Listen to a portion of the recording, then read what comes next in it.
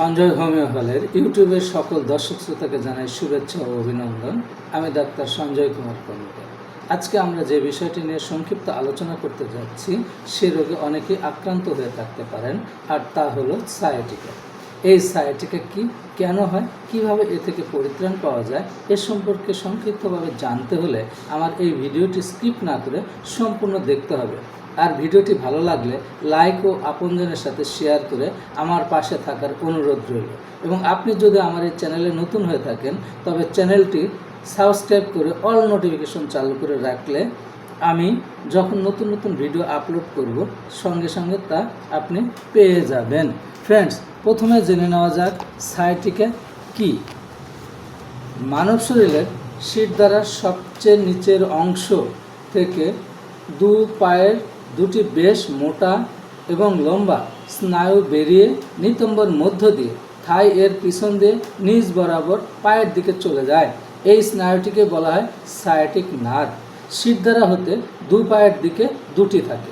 কোনো কারণে এই সায়াটিক নার্ভের উপর চাপ পড়ে, তবে সায়াটিক নার্ভের প্রদাহ হয় এবং নার্ভটি উত্তেজিত হয়ে প্রচণ্ড ব্যথা হয়, স্নায়ুর প্রদাহ হয়। এই ব্যথা কোমর থেকে আরম্ভ হয়ে পা অবধি নিচের দিকে ছড়িয়ে যায়। এই যে কষ্টকর ব্যথা হয় স্নায়ু হতে পা বরাবর, এই অবস্থাকেই বা এই ব্যথাকেই বলা হয় সায়াটিকা। বা কোনো কারণবশত সেই সায়াটিকা নার্ভের প্রদাহ হলে তাকে সায়াটিকা বলে। ইহাকে অনেকেই সায়াটিক বাত বলে থাকেন, কিন্তু প্রকৃতপক্ষে ইহা এক প্রকার স্নায়বিক রোগ। আমাদের দেশে 30 বা তদূর্ধ্ব বয়সের নারী পুরুষেরা এই রোগে আক্রান্ত হয়ে থাকেন। এই ব্যথা সাধারণত বাম দিকে বেশি আক্রান্ত হয়ে থাকে, আবার দুদিকেও হতে পারে। ফ্রেন্ডস, সায়াটিকার কারণ, যারা একটানা চেয়ারে বসে দীর্ঘক্ষণ কাজ করে তাদের এই রোগ হতে পারে। এই কারণে চেয়ারে দীর্ঘক্ষণ বসে কাজ না করে কাজের ফাঁকে ফাঁকে 2-4 মিনিট উঠে দাঁড়িয়ে বা একটু হাঁটাচলা করা আবশ্যক। তাতে কি হয়, নার্ভের রক্ত চলাচল সচল থাকে। ভারী জিনিস উত্তোলন হেতু সায়াটিকা হতে পারে। সায়াটিক নার্ভের উপর চাপ পড়া, ব্যায়ামের অভাব, ঠিকমতো না বসে বা না দাঁড়িয়ে কাজ করা, অতিরিক্ত ঠান্ডা লাগা বা অত্যন্ত ঠান্ডা বা ভিজা স্থানে ঘুমানো, জরায়ুর নিকটস্থ কোনো স্থানে টিউমার বা ভ্রূণসহ স্নায়বিক সায়াটিকা নার্ভের উপর চাপ। ফ্রেন্ডস, সায়াটিকার লক্ষণ কি, সাইন অ্যান্ড সিমটমস। কোমরের নিম্ন হতে বেদনা আরম্ভ হয়ে উরুর পশ্চাৎ দিক দিয়ে হাঁটু পর্যন্ত বেদনা বিস্তৃত হয়। কখনো কখনো সায়াটিকা স্নায়ুর সমস্ত অংশ বিস্তৃত হয়ে এমনকি পায়ের গোড়ালি পর্যন্ত বিস্তৃত হয়। রোগী উঠতে বসতে চলতে কষ্ট হয় এবং পায়ে টান লাগে। কখনো কখনো পেরেক ফোটার ন্যায় বেদনা এবং রোগী অস্থির হয়ে পড়ে। শুধু সায়াটিকা নার্ভ নয়, অনেক সময় এই নার্ভের শাখা প্রশাখায় বেদনা হয়ে চারিদিকে ব্যথা ছড়িয়ে পড়ে। সায়াটিকা নার্ভের প্রসারণ পথ ধরে তীব্র ব্যথা ও তৎস জ্বালাবোধ এই রোগের প্রধান লক্ষণ। আক্রান্ত পা সোজা করে হাঁটতে পারে না। রোগ লক্ষণ যেমন ব্যক্তিতে পরিবর্তনশীল। হোমিওপ্যাথিক চিকিৎসা পদ্ধতির লক্ষণ কেন্দ্রিক, যা ব্যক্তি হতে ব্যক্তিতেও পরিবর্তিত হয়। তাই কোনো ওষুধ নিজে নিজে সেবন না করাই ভালো। একজন অভিজ্ঞ চিকিৎসকের পরামর্শ মোতাবেক ওষুধ সেবন করা উত্তম। ফ্রেন্ডস, এখানে আমি 2-4টি ওষুধ নিয়ে সংক্ষিপ্ত আলোচনা করতে যাচ্ছি। প্রথমে আলোচনা করা যাক কলোসিন 200। এখানে কি হয়, বাম বা ডান পাশের সায়াটিকা ব্যথা, চাপ দিলে বা গরম সেকে ব্যথা উপশম। এক্ষেত্রে এই ওষুধ খুবই গুরুত্বপূর্ণ। দিনে 2 বার সেবন করা যেতে পারে, তবে বাম পাশের ব্যথায় এই ওষুধ বেশি কাজ করে। এমন মেয়র, এখানে কি হয়, হাঁটিয়া চলিতে বেদনা কম, বসিলে বৃদ্ধি, শুয়ে থাকলে বেদনা নিবৃত্ত, তথায় এই ওষুধ অনেক কার্যকরী। আর্নিকা মন্ট্রেনা, এখানে কি হয়, কোনো প্রকার আঘাতজনিত কারণে সায়াটিকার ব্যথা হলে এই ওষুধ ভালো কাজ করে। বারবারিস ভালগেরিস, এখানে কি হয়, লিভার ও কিডনির দোষ থাকে, পাঁজরার নিচে ব্যথা, পিত্তশূল ও লিভার ব্যথা, পায়ের এবং পায়ের তলদেশে বেদনা, গোড়ালিতে বেদনা, মেরুদণ্ডের নিচ হতে বেদনা আরম্ভ হয় এবং সমস্ত শরীরে এই বেদনা ছড়িয়ে পড়ে। ব্রায়োনিয়া, ফ্রেন্ডস, এখানে কি হয়, বেদনা নড়াচড়া বৃদ্ধি, চুপ করিয়া বসিয়া থাকলে বেদনা নিবৃত্তি, সেক্ষেত্রে এই ওষুধ উপকারী। ল্যাকক্যান, ফ্রেন্ডস, এখানে কি হয়, ডান পায়ের সায়াটিকার ব্যথা, কিছুদিন ডান পাশে কিছুদিন বাম পাশে, এ জাতীয় ব্যথায় ল্যাককান 200 শক্তি দিবসে 2 বার কিছুদিন সেবন করলে উপকার হবে। এই ওষুধ 5 ফোঁটা করে সামান্য জলে দিয়ে দিবসে 2 বার সেবন করা যেতে পারে। এছাড়া লক্ষণভেদে আরও অনেক ওষুধ আছে।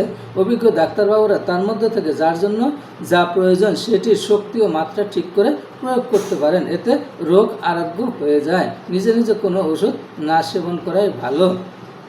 এছাড়াও বায়োকেমিক একটি ওষুধ আছে ক্যালকিরিয়া 4-6X, পর্যায়ক্রমে উষুম গরম জলে 2-3 বড়ি করে সেবন করা যেতে পারে। ফ্রেন্ডস, হোমিওপ্যাথি চিকিৎসার সঙ্গে কিছু নিয়ম অনুযায়ী ব্যায়াম ও ঘরোয়া 2-1টি টিপস ব্যবহার করলে এ রোগ থেকে মুক্তি পাওয়া যেতে পারে। গরম স্যাক বা গরম জল বোতলে পুরে আক্রান্ত স্থানে চেপে রাখলে বেদনা উপশম হতে পারে। শরীরের অধিক ওজন হলে তা কমাতে হবে। খাবার নিয়ন্ত্রণ করে ওজন কমাতে হবে। সঠিক নিয়মে নারকেলের তেল এর সহিত রসুন মিশ্রিত করলে ম্যাসেজ করলে উপকার পাওয়া যায়, অনেক ক্ষেত্রে সেরে যায়। ফ্রেন্ডস, বলকারক খাবার খেতে হবে। তেঁতুলের টক, ঝাল, বাসি, রেড মিট খাবার নিষিদ্ধ। ফ্রেন্ডস, এই সংক্রান্ত কোনো প্রশ্ন থাকলে আমার হোয়াটসঅ্যাপ নাম্বারে যোগাযোগ করতে হবে অথবা আমার কমেন্টস বক্সে লিখে জানালে আমি এর উত্তর দেবো। ফ্রেন্ডস, সঞ্জয় হোমিও হলের এ ধরনের রোগে আক্রান্ত একজন রোগী চিকিৎসা করে যে উপকার পেয়েছেন তার সাথে আমরা একটু কথা বলতে পারি, তার সাথে আলোচনা করতে পারি ওনার কেমন উপশম হয়েছে। জি আমের সাহেব, আপনি কেমন আছেন এখন? স্যার আমি ভালো আছি ইনশাল্লাহ। আচ্ছা, অনেকদিন হলো তো চিকিৎসা করতেছেন, প্রায় 2 মাসের মতো। আপনার কি বিষয়ে উপকার হচ্ছে একটু আপনি আমাদের কিছু বলেন এই বিষয়ে। আসসালামু আলাইকুম, বিসমিল্লাহির রহমানির রহিম। আমি সঞ্জয় হোমিও হল থেকে আমি মোহাম্মদ আমির হোসেন, কর্মরত সিরাজগঞ্জ সরকারি কলেজ, হিসাব সহকারী। আমি একটু বলেই নিই প্রথমে যে অনেক দিন যাবৎ আমি সিরাজগঞ্জ জেলা শিক্ষা অফিসে আমি 13 বছর কর্মরত ছিলাম। সেই কর্মরত থাকা অবস্থাতে হঠাৎ করে একদিন আমি একটু বাড়ির কাজে পড়ে যাই। পড়ে যাওয়ার পরে থেকে মাজায় এত প্রচণ্ড ব্যথা, সেই ব্যথা অনুভব করতে এমন অনেক ডাক্তারের ওষুধ খাইছি, অনেক চিকিৎসা, অনেক কিছু এক্সরে, অনেক কিছু করার পরে শুধু এমআরআইটাই বাকি ছিল। তো আমি ওই মেশিনের ভিতরে যাবো না দেখে ভয় পায় সেরা আমি একটু অফিসে কলিগদের সাথে একটু আলোচনা করি। তার মধ্যে আমার এক কলিগ সুরুজ্জামান ভাই, আমার বড় ভাই হিসাবে আমি চিনি জানি। তো সে ভাই আমাকে বলল যে তুমি একটু সঞ্জয় হোমিও হলে যাও, যায় সেখানে তার কাছে সব কিছু খুলে বলো। বলার পর তারপরে দেখো সে ওষুধ দিলে আমি অনেক তার ওষুধ খাইছি এবং বেশ ভালো ফল পাইছি। তা আমি গেলাম, ডাক্তার স্যারকে সালাম দিলাম, সালাম দিয়ে সেরে বললাম স্যার আমি তো আপনার কাছে, আমাকে পাঠায় দিল সুরুজ্জামান ভাই। তে ডাক্তার স্যার আমাকে প্রশ্ন করলেন কী ব্যাপারে। তো বললাম স্যার আমি একটু বসে সেরে ডাক্তার স্যারকে আমি সব কিছু বলি। স্যার আমার কথাগুলোকে নোট করার পরে আমাকে বিভিন্ন রকমের প্রশ্ন করে যে আপনাকে কি খাইতে ভালো লাগে, কোন সময়টা আপনার বেশি পছন্দ, রোদ না বৃষ্টি, মিষ্টি নাকি তিতা, এরকম অনেক কিছু প্রশ্ন করলো। প্রশ্ন করার পরে আমি ওনার প্রশ্নের যথাযথ উত্তর দেওয়ার পরে সে আমাকে ওষুধ সেবন করার কথা বলল যে একটু কঠিন হবে 2 বেলা ওষুধ খাওয়া। তে এর মধ্যে আবার রোজা এসে যাচ্ছে, তার জন্য আমার একটু ভয়ও ছিল যে আমি 2-3 বছর আমি তারাবি নামাজ দ্বারা থেকে পড়তে পারি নাই। কত সময় চেয়ারে থেকে পড়ছি, কত সময় আবার বসে থেকেও পড়ছি। তো এই বিড়ম্বনার জন্যে আমি ডাক্তার স্যারকে বিশেষভাবে অনুরোধ করলাম যে স্যার আমাকে একটু ভালো ওষুধ দেন, যে এই ওষুধের দ্বারা আমি ইনশাল্লাহ এই তারাবি নামাজটার দ্বারা থেকে পড়তে পারি। তো প্রায় সপ্তাহখানেক আগে আমি ওনার কাছে গেলাম রোজার। তো সপ্তাহখানেক আগে আমাকে ওষুধ দিল এবং বলল যে এই ওষুধটা 3 বেলা খাওয়ার পরেও আছে, খাওয়ার আগেও আছে। আমি সেই ওষুধটা ওনার কথা মতো সেইভাবে ওষুধটা খাই। খাওয়ার পরে রোজা এসে যায়, রোজা আসার আগেও একদিন আমি ওনার সাথে সাক্ষাৎ করি। উনি বলে যে রোজার মধ্যে তুমি ইফতারের পর এবং এই সেহরির পর এই ওষুধটা খাবে নিয়মিত, একদিনও যেন বাদ যায় না। তা আমি কষ্ট করে নিয়মিত এই ওষুধটা সেবন করি সেহরির আগে এবং ইফতারের পর। সেহরির আগে এবং সেহরির পর, ইফতারের পর। ইফতারের পর এবং সেহরির পর। তো এই ওষুধটা সেবন করাতে আমি যখন প্রায় 1 সপ্তাহ ওষুধ খাওয়ার পরে রোজা এসে গেল, রমজান মাসের তারাবি নামাজ বা অন্যান্য ওক্তের নামাজগুলো আমি দাঁড়ায় থেকে পড়ি এবং আমি ধীরে ধীরে অনুভব করি যে আমার মাজার থেকে ব্যথাটা মনে হয় চলে যাচ্ছে ইনশাল্লাহ। তো যাই হোক, আমি মাঝে মাঝে স্যারের সাথে দেখা করি এবং কথাবার্তা বলি, কত সময় সশরীরেও যাই, আবার কত সময় মোবাইলের মাধ্যমেও ওনার সাথে সাক্ষাৎ করি। তো এইভাবে ওনার সাথে দেখা এবং কথা বলার পরিপ্রেক্ষিতে প্রথম যে আমাকে ওষুধটা দিল, সেই ওষুধটা খাওয়ার পরে আমি নিজেকে অনেক সুস্থতা বোধ করি। তো পর্যায়ক্রমে সেই ওষুধটা খাওয়াতে এখন আমি বেশ সুস্থ এবং মাজার থেকে পা পর্যন্ত যে ব্যথাটা ছড়ায় পড়ছে, আমি অনেক সময় হাঁটতে পাটা ভেঙে গেছে এবং মাজায় আমি বেল্ট পরেও হাঁটতে পারি নাই, অনেক সময় খুব ব্যথা অনুভব করছি। তারপরে হাঁটতে মনে করে যে অনেকক্ষণ আবার দাঁড়ায় থাকা লাগছে, তারপরে আবার হাঁটা লাগছে। তো এইটা স্যার দেখার পরে স্যার আমাকে যে সময় এই ওষুধগুলো দিল, ওষুধটা নিয়মিত খাওয়ার পরিপ্রেক্ষিতে আল্লাহ রহমতে আমার এই মাজার সমস্যাটা আর নাই।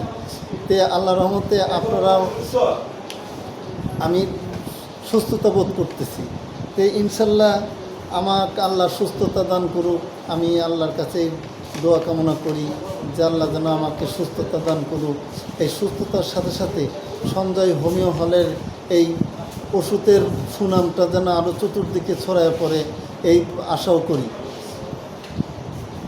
ধন্যবাদ আমির সাহেব। সকল প্রশংসা মহান সৃষ্টিকর্তার। সৃষ্টিকর্তার কৃপা ছাড়া কোনো কিছু সম্ভব না। মহান সৃষ্টিকর্তা কৃপা করেছিল জন্যই আপনি এখন মোটামুটি সুস্থ হয়েছেন। সৃষ্টিকর্তার কাছে প্রার্থনা করি আপনি সুস্থ থাকেন, সকলেই সুস্থ থাকুক, সবাই নিরোগ থাকুক, সবাই ভালো থাকুক, এই কামনা করি। সবাইকে ধন্যবাদ।